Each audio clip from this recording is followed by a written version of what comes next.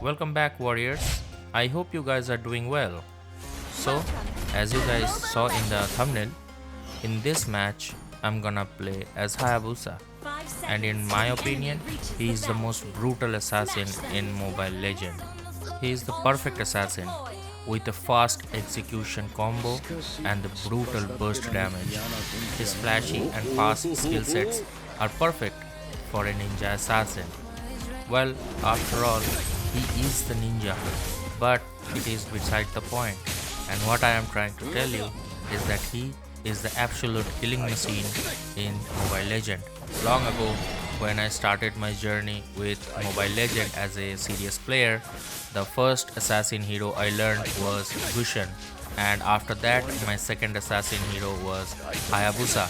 So, in that regard, you can tell that my second favorite assassin in Mobile Legend is Hayabusa. But the sad truth is, I get bored easily with a hero if I start to spam him regularly. So, my individual matches with a certain hero might not be that high like other players with 2000, 3000, 4000 matches and so on. But it does not mean that I don't know how to play him or how to use his 100% potential in a ranked match. You might think, why did I tell you this? I tell you this because most of the players think higher matches means higher skill level, but that's not 100% true in all the times. In the past, both I have played and faced players who had 3 or 4000 matches with a certain hero and still playing like a low tier epic rank player and feeding non-stop. In the end, number of matches does not prove your skill strength, only your flawless gameplay does. But remember this, we all are human and human makes mistakes. Some silly mistakes cannot define your true skill strength. Everybody makes mistakes, but a novice player makes mistakes and then says sorry to his team, whereas a pro player or a good player makes mistakes and then learn from it and never repeat them again. So, don't be afraid of making some silly mistakes in a match, but remember this, you have to pull yourself through those mistakes of yours and prove yourself through your skills and help your team win the match. For example, a fast learner learns a certain hero in about 100 matches, whereas a player who is supposed to be a slow learner grasps the same hero concept in about twice the time, that is 200 matches. So, at this point, both players have the same concept of the certain hero. So that means neither of them are inferior or superior to the other player. So try to understand the wrong idea behind this concept of bigger number means better strength or better skill. So according to this misconception of most ML players, the 200 matches player who is supposed to be the slow learner is superior compared to the other one. But we all know that at this point both of them stands at the same skill level. Even some people might say that the 100 match player who is supposed to be the first learner and who grasps the knowledge with only 100 matches compared to the other one has the better skill sets as a player all around because he mastered that same hero with half of the matches that the other one needs. So you guys see, there is no final verdict or conclusion of who is superior or who is inferior based on the match number. So today I brought up this misconception of idea with you guys because I face a lot of backlash from the players in the game in the past as well as in the present, especially in solo queue because of this particular concept. I lost a lot of games because of this concept before the laning phase was introduced in this game, when you were supposed to choose your lane yourselves as a team. At that time, especially in solo queue matches, when I tried to play a certain hero at a certain lane, I showed my matches and win rate like everybody else, right? Now let's say in the draft I showed my hero with 500 matches and a decent 60% win rate. Now listen, I said 60% win rate is decent because I am a solo player, and according to the standard of solo queue, 60% is not half bad. And at the same time, someone else from my team showed a hero with 2 or 3000 matches with lower win rate than mine for that same lane. And because of that misconception, my team simply decided before the match even started that the other player is better than me for that role. And after that, the whole game flips upside down. And the player with 2000 or 3000 matches, who is supposed to play like some bot tier player and carry our whole team, is starting to play like some low tier epic shit.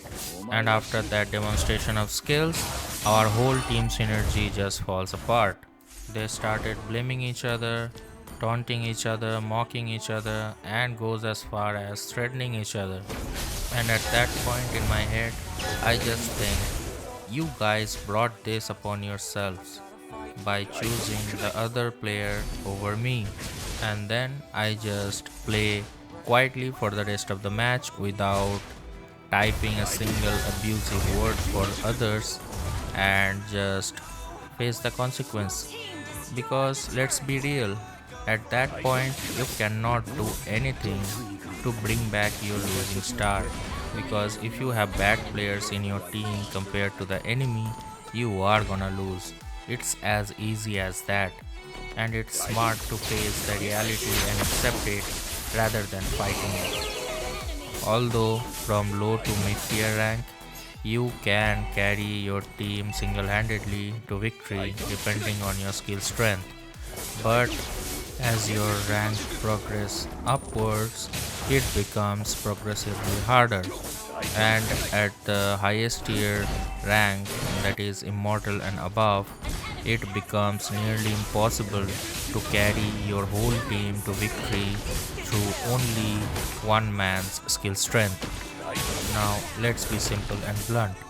You are not some OP main character type shit from an anime. This is real life, and this game is based on the overall performance of your team, not only yourself. So if you wanna win, you have to be a team player, not some selfish jerk.